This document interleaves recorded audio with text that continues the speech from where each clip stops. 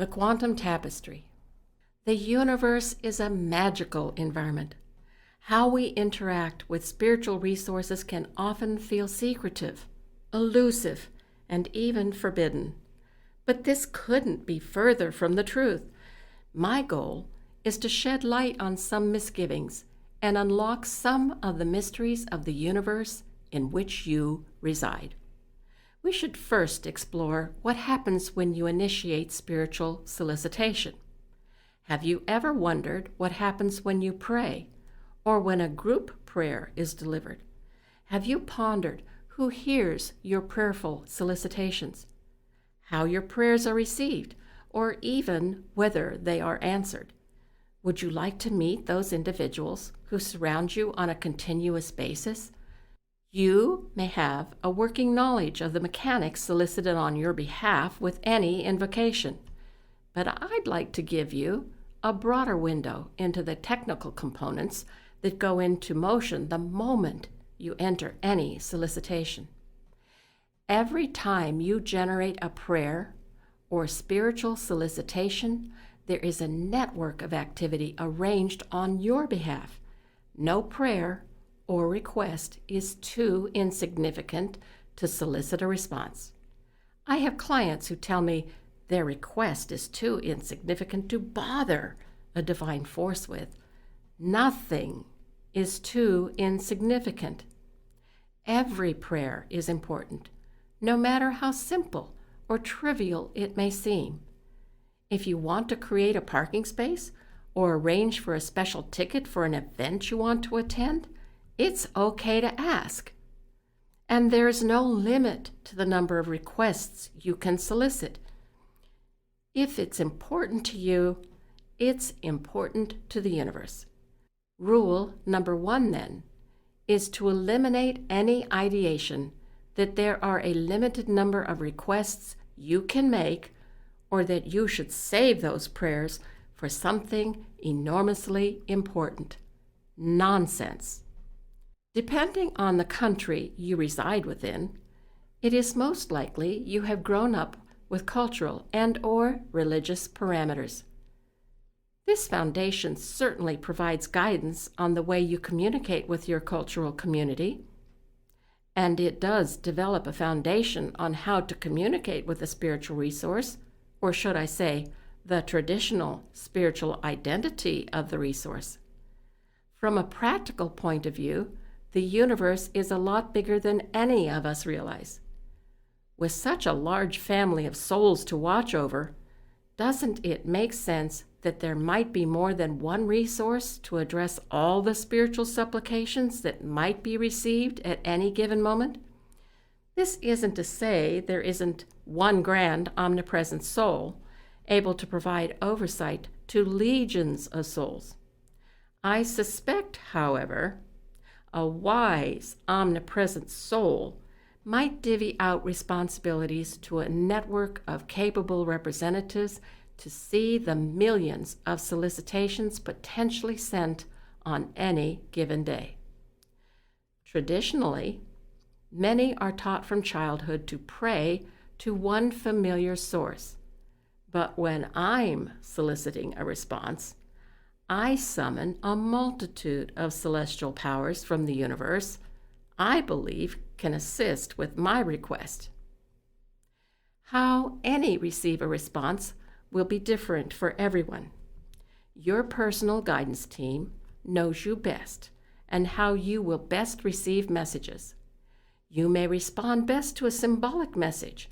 This could be an animal totem that might present as a feather, the song of a bird, or memory of a familiar melody. Some of you have olfactory responses. This ability might allow you to smell the presence of a spirit guardian. This could be the scent of perfume if your guide is female, or in my case, the smell of tobacco, as my dad smoked a pipe filled with cherry tobacco.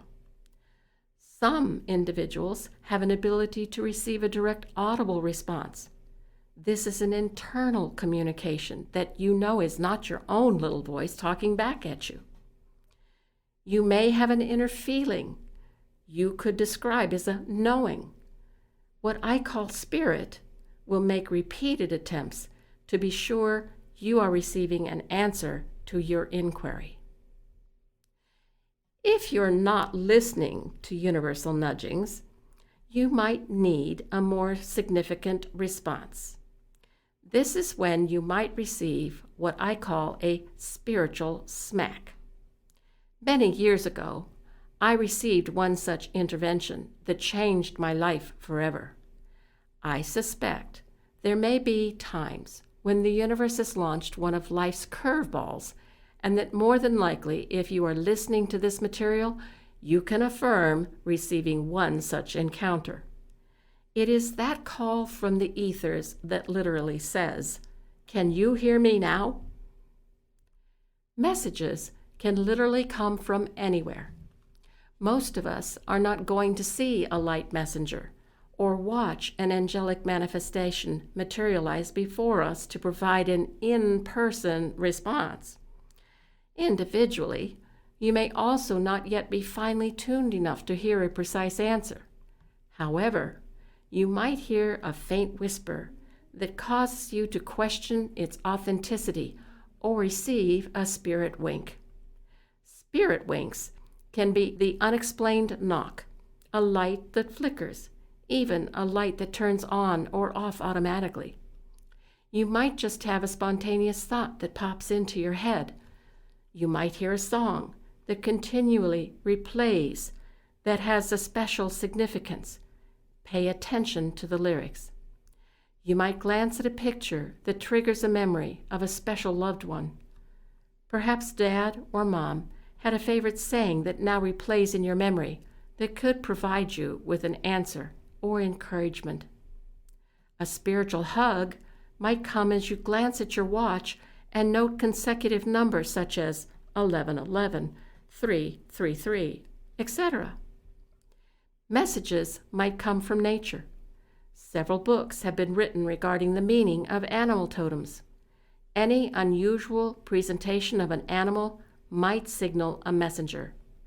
A bird might swoop down before you, an owl might appear, or you might hear the telltale hoot during the early hours before the morning light. Hawks, for me, represent significant message bearers.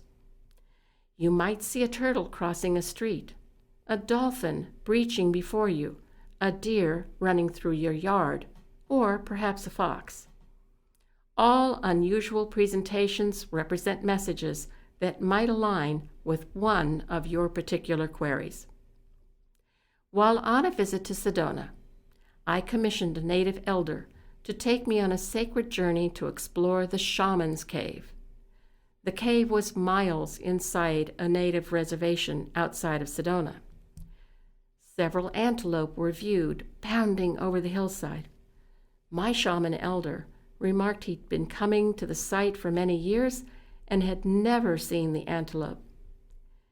If the presentation is unusual or infrequent, this is usually indicative of an acknowledgement or a message. Interpretations are readily available online or in print through many mediums. Spirit knows which totem you are more likely to pay attention to or which message they are attempting to deliver. Each presentation provides a message that just might give you specific insight into a query you are seeking an answer to.